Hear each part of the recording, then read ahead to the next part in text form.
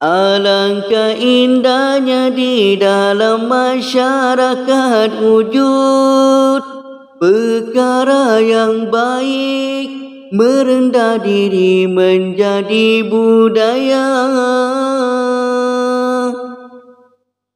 Berkasih sayang, bersatu padu dan bekerja sama. Setiap golongan sekalipun miskin tidak ada jurangnya. Pemimpin-pemimpinnya adil, para ulama nyata wadha, peribadinya menjadi contoh perempuan-perempuan yang sangat pemalu. Para pemuda tidak menoda, menjadi tenaga kepada masyarakat.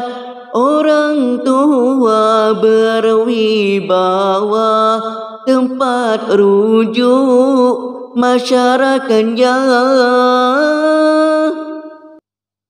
Orang kaya tidak sombong, bahkan pemurah, menjadi pembela.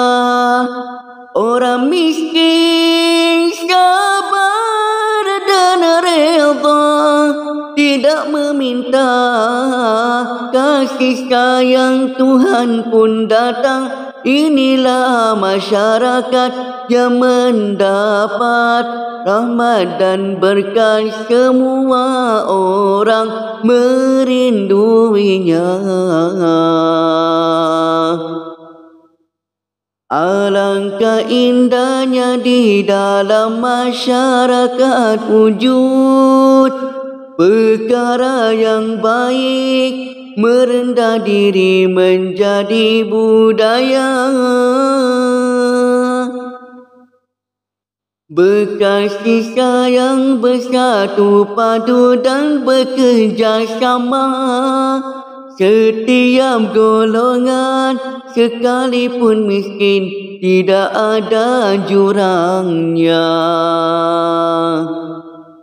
Pemimpin-pemimpinnya adil, para ulama nyata wadha, peribadinya menjadi contoh perempuan-perempuan yang sangat pemalu.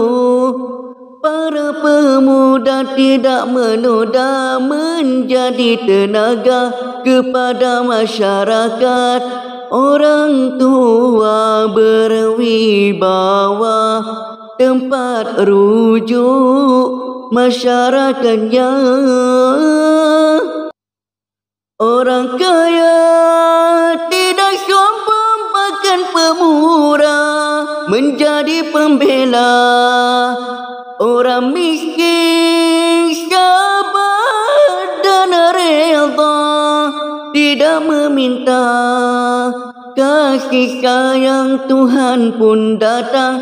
Inilah masyarakat yang mendapat rahmat dan berkat, semua orang merinduinya.